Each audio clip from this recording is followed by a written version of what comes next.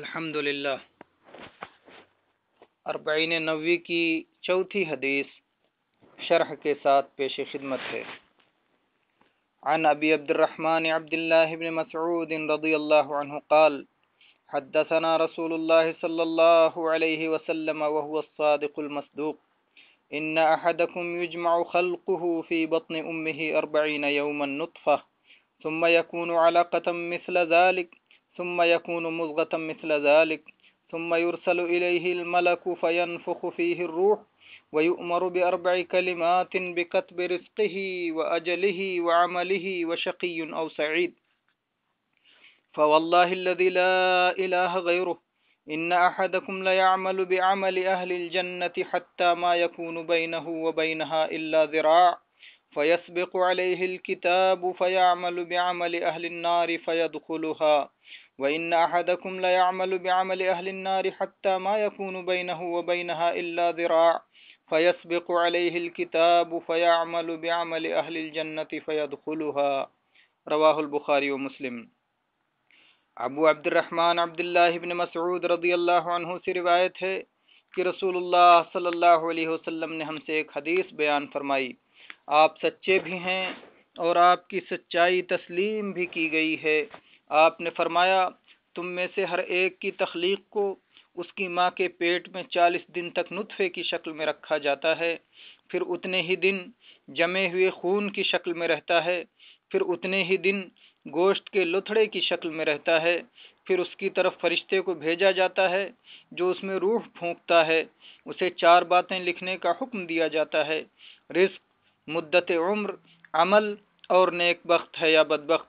اس ذات کی قسم جس کے سوا کوئی معبود برحق نہیں، تم میں سے کوئی اہل جنت کا سا عمل کرتا رہتا ہے یہاں تک کہ جنت اور اس کے بیچ صرف ایک ہاتھ کا فاصلہ رہ جاتا ہے تو اس کی کتاب تقدیر آگے بڑھ جاتی ہے اور جہنمیوں کا سا عمل کرنے لگ جاتا ہے، پھر جہنم میں چلا جاتا ہے، اور تم میں سے کوئی جہنمیوں کا سا عمل کرنے لگتا ہے یہاں تک کہ اس کے اور جہنم کے درمیان صرف ایک ہاتھ کا فاصلہ باقی رہتا ہے، پھر اس کی کتاب آگے بڑھ جاتی ہے اور وہ اہل جنت کا سا عمل کر کے جنت میں داخل ہو جاتا ہے۔ اس حدیث کو امام بخاری اور امام مسلم نے روایت کیا ہے۔ اس حدیث کے فوائد و احکام۔ پہلا فائدہ، ماں کے پیٹ میں بچے کی تخلیق کئی مراحل سے گزرتی ہے۔ 40 دن نطفے کی شکل میں، پھر 40 دن خون کے لوتھڑے کی شکل میں، پھر 40 دن گوشت کی بوٹی کی شکل میں، 120 دن مکمل ہونے کے بعد اس میں روح پھونکی جاتی ہے۔ دوسرا فائدہ، بچے کی تخلیق کا ان مراحل سے گزرنا اللہ عز و جل کی حکمت سے ہے۔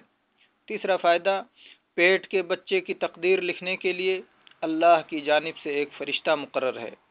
چوتھا فائدہ، پیٹ کے بچے پر 120 دن گزر جانے کے بعد اسقاط جائز نہیں، کیونکہ اتنے دنوں کے بعد اس کے جسم میں جان ڈال دی جاتی ہے اور کسی جان کو ناحق قتل کرنا حرام ہے۔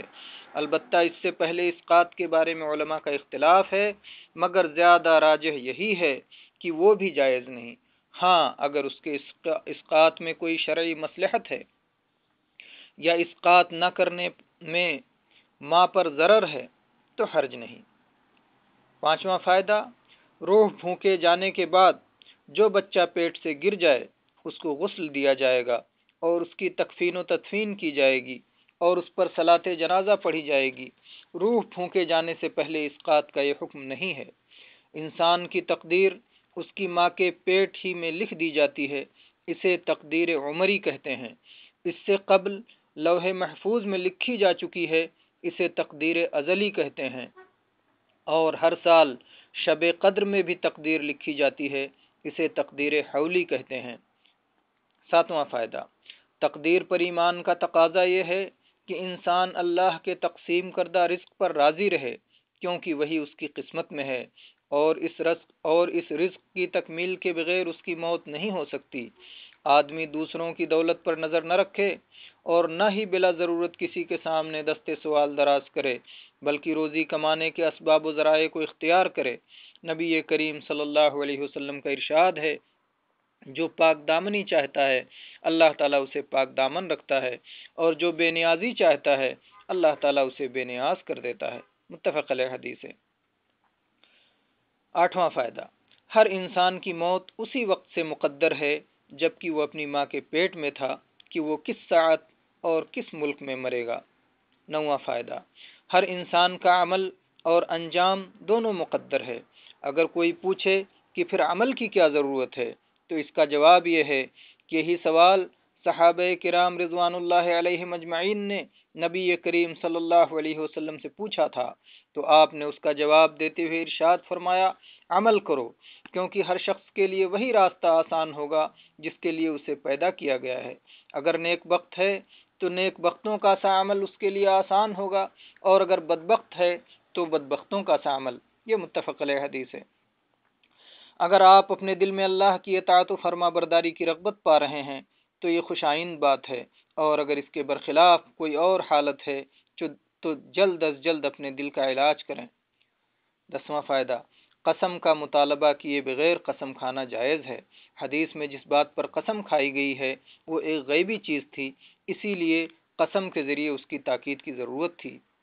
11واں فائدہ، حدیث سے بظاہر یہ معلوم ہوتا ہے کہ بسا اوقات انسان نیک عمل کرنے کے باوجود موت سے پہلے توفیق سے محروم ہو کر جہنم رسید ہو جاتا ہے، لیکن صحیحین ہی کی ایک دوسری حدیث سے اس کی وضاحت ہو جاتی ہے۔